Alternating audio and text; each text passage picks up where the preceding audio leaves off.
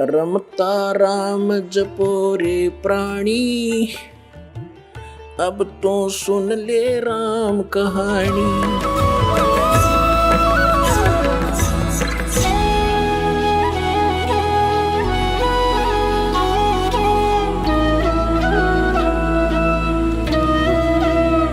अब इन सदग्रंथों को समझना कोई बालकों का खेल नहीं है। जब तक हमारे पास सृष्टि रचना का ज्ञान नहीं होगा तब तक कोई भी इन सदग्रंथों को किसी प्रकार भी नहीं समझ सकता। यही कारण रहा कि आज तक ना वेद समझ में आए, ना गीता का ज्ञान हुआ, और पुराणों का तो ज्ञान होना ही कहाँ था, क्योंकि वो तो बगैर सिर पैर का ज्ञान है।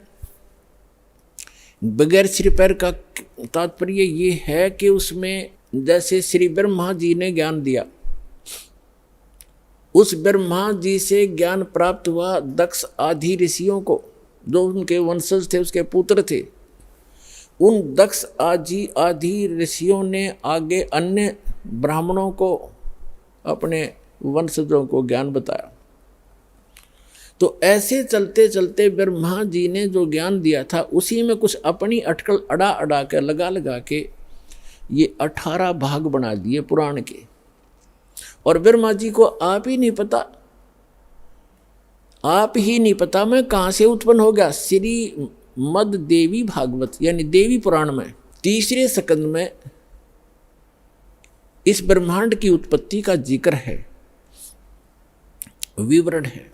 तो ब्रह्मा जी स्वयं बताते हैं अपने पुत्र नारद जी को कि बेटा नारद, जब मैं उत्पन्न हुआ तो मैं अपने आप को कमल के फूल पर पाया। मुझे नहीं मालूम मेरा कौन जनक है, किसने मुझे यहाँ बैठा दिया, किसने मुझे उत्पन्न किया।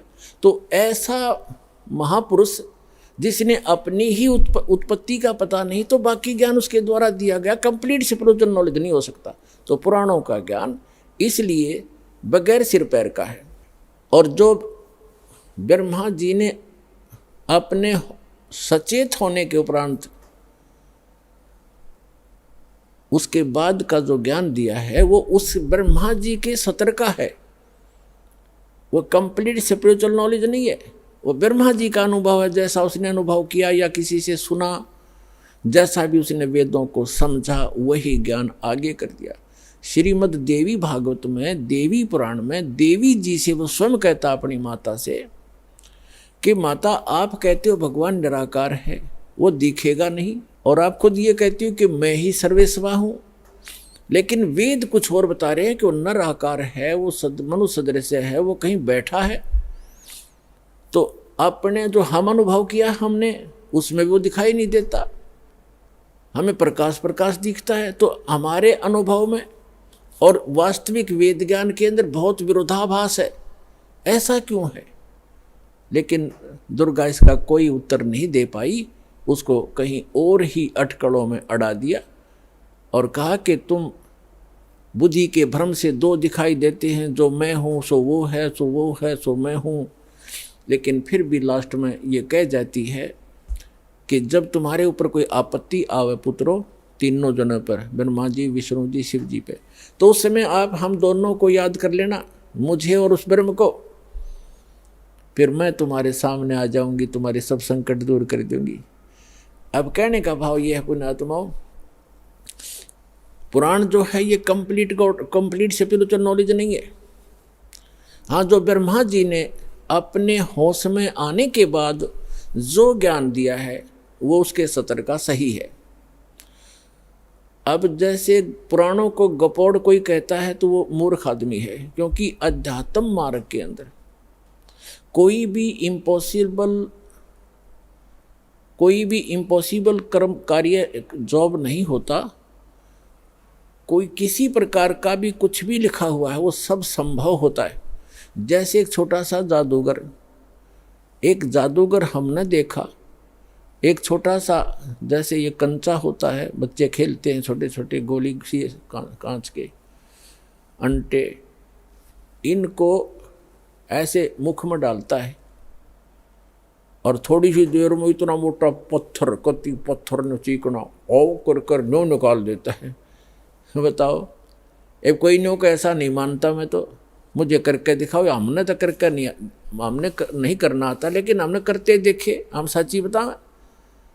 तो इसने कोई नो का झूठ है तो उसकी बुद्धि उसी के सतर की है, मैं नहीं मानता। अब जो कह रहा है उसने कोई बालक है, कोई स्वार्थवश थोड़ा ही कह रहा है। ब्रह्मा जी कोई बालक नहीं था, उसने जो भी लीलाएं देखी अपने होश में आने के बाद वो पुराण में लिख दी, और वो सारी जो भी हुई है वो सच्ची है।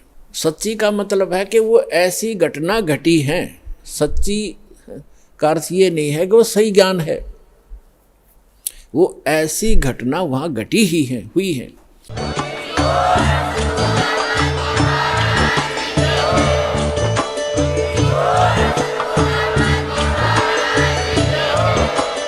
आप सुन रहे थे जगत गुरु तत्वदर्शी संत रामपाल जी महाराज जी के मंगल प्रवचन। अधिक जानकारी के लिए विजिट कीजिए हमारी वेबसाइट www.jagatgururampalji.org। संत रामपाल जी महाराज जी के शुभ आशीर्वाद से पूरे विश्व भर में 500 से भी ज्यादा नाम दीक्षा केंद्र हैं, जिन पर संत रामपाल जी महाराज जी द्वारा ऑनलाइन निशुल्क नाम दीक्षा दी जा रही है। अपने नजदीकी नाम दीक्षा केंद्र का पता करने के लिए संपर्क करें 8222880541।